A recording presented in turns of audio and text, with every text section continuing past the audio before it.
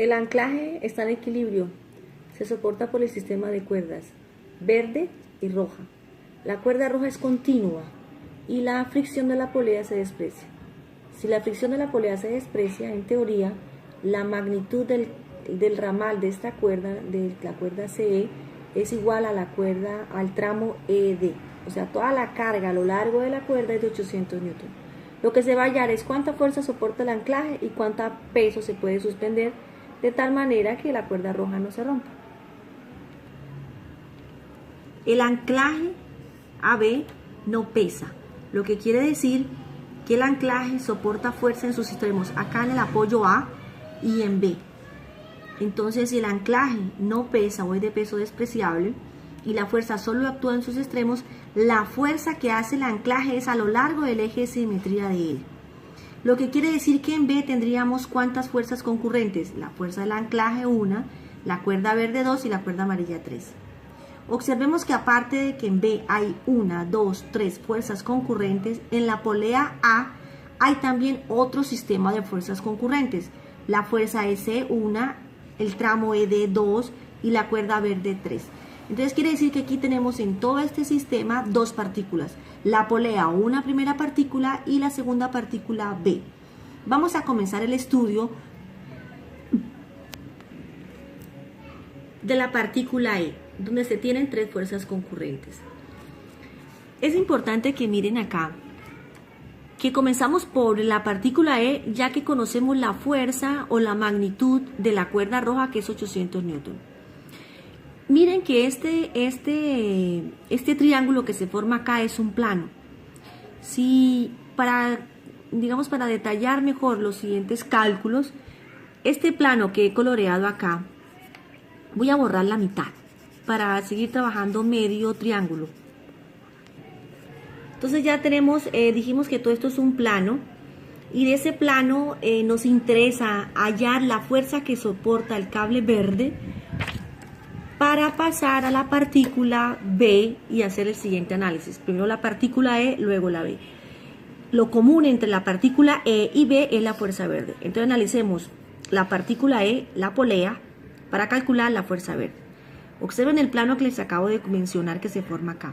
Este triángulo que se forma acá, visto por este lado, o sea, viendo a Z, el eje Z como un punto, entonces veríamos la vertical Y y X, veríamos el plano YX. Al ver esto como un plano por acá YX, esta cuerda roja o este triángulo, solo veríamos la arista de este triángulo rojo, que es esta que está acá. Y el tramo verde de la polea al extremo del anclaje sería este pedacito de E a B. Entonces, les repito, observando la figura, desde parándose en Z, veríamos a Z como un punto y veríamos solo la arista, o sea, esta arista, este lado de este plano, y la continuidad de aquí hasta aquí, verde, sería de E a B. Entonces, se forma un triángulo rectángulo. ¿Qué nos interesa averiguar de esto? Pues, si ustedes observan, aquí tenemos un plano donde este sería un eje y puede ser, en este caso lo vamos a llamarlo S, y este sería el eje R. Entonces tenemos un plano, pero de ese plano nos interesa averiguar esta fuerza, qué ángulo tiene con este eje, qué ángulo hay acá, y a calcular la fuerza que soporta el cable verde, que es lo que es el propósito de este análisis. Entonces, en este triángulo tenemos la altura de acá a acá, que son 50, y aquí tenemos 100, según el anclaje, 100 de acá a acá y 50 de acá a acá.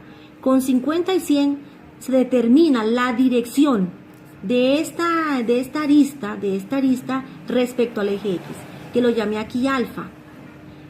Ese ángulo alfa se determina con la altura 50 y toda la base 100. Aquí está el cálculo. Tangente de alfa, cateto opuesto sobre cateto adyacente. Y hallamos alfa, que es la inclinación de esa arista, de ese plano respecto al eje X. ¿Para qué calculamos aquí la dirección de alfa? Para hallar la distancia que hay de la distancia de la cuerda roja. Este ángulo que forma aquí, la cuerda verde con el eje X, como esto es un triángulo rectángulo, esto es continuo, pues esta misma dirección acá, o sea que este alfa es este mismo acá. ¿Para qué hallamos este ángulo alfa? Para hallar la hipotenusa roja. Entonces decimos nuevamente acá, coseno de alfa, cateto adyacente, ¿cierto? Que sería todo este cateto que hay de acá, cateto adyacente, sobre la hipotenusa, o sea, el tramo rojo. Y así hallamos la longitud de la cuerda roja. Esta que está acá. Este plano que se ve acá, dijimos que visto por acá, por el eje Z como un punto, se ve la arista roja, pero en realidad la distancia que hay de aquí a aquí es de acá a acá. Es la hipotenusa, este triángulo que usted ve acá que estoy señalando, de AH a B, de B a A, así.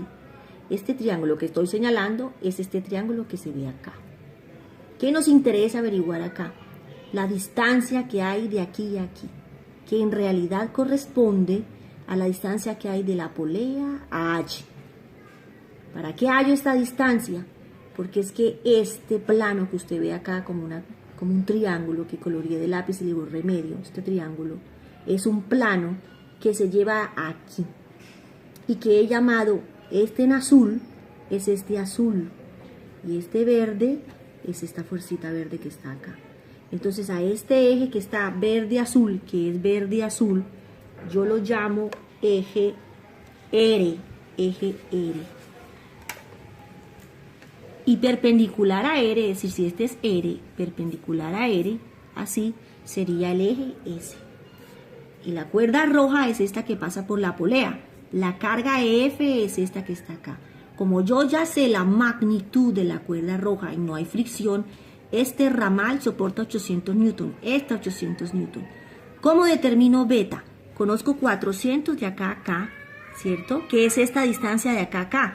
Y de aquí a aquí 400, que es, 40, que es de acá a acá. Me interesa beta. Conozco este cateto y el opuesto es la altura azul. Esta es la azul. De aquí a aquí es la azul, de aquí a aquí es la azul, que la llamé EB y aquí la precalculé, 89,4. Esta distancia azul. Para eso calculé esta hipotenusa de este triángulo, porque este plano lo llevo acá, que es esta línea azul, y vale 89,4. Con 89,4 y 40 determino la dirección de las cuerdas rojas.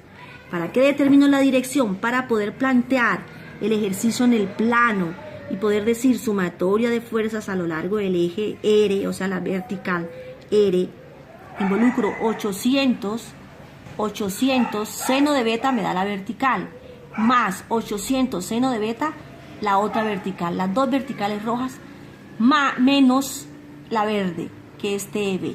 Y despejo TEB me da 1460,58 Newton. Recuerden que esa fuerza EB es la común con la otra partícula, que es la partícula B. Vamos a B. Esta es la fuerza del anclaje, por eso la llamo AB, la fuerza del anclaje. Esta es la carga que preguntan, la amarilla, la que está suspendida en el extremo del anclaje. Y esta es la fuerza verde común a las dos partículas previamente calculadas. Si hago sumatoria de fuerzas en X como está acá, entonces la componente horizontal de la cuerda verde será igual a la fuerza AB. Si hago sumatoria de fuerzas verticales, la componente vertical de la cuerda verde que va para arriba menos la amarilla igual 0. Es decir, que la componente vertical de la cuerda verde será igual a la carga amarilla, que es lo que pregunta el problema. Y así hemos determinado la fuerza máxima que puede soportar el anclaje, la fuerza amarilla, y la fuerza que soporta el anclaje, que es esta que está aquí de color negro. Si nos remitimos nuevamente al texto, a las preguntas del texto, el texto dice: la carga horizontal que ejerce el anclaje es de 1306 newton. Pues no es, porque esta es la fuerza del anclaje, vale 594 newton. Dice, el punto H está elevado a una altura, de 8,945 metros respecto al suelo. Es decir, que si de aquí a aquí vale 8,95 metros o 89,5 centímetros, aquí la calculamos. Efectivamente nos dio ese valor, o sea que eso es verdad. Otra pregunta es, el análisis de equilibrio del anclaje solo requiere establecer el diagrama de cuerpo libre de la partícula E. Eso no es cierto, porque para analizar todo el anclaje aquí hay dos partículas, ya lo analizamos. Otra pregunta dice, en B, concurren tan solo dos fuerzas. Aparentemente concurrirían solo dos fuerzas, la cuerda verde y la cuerda amarilla. Pero si el anclaje no hace fuerza, esto se iría contra el muro, caería, no estaría en equilibrio.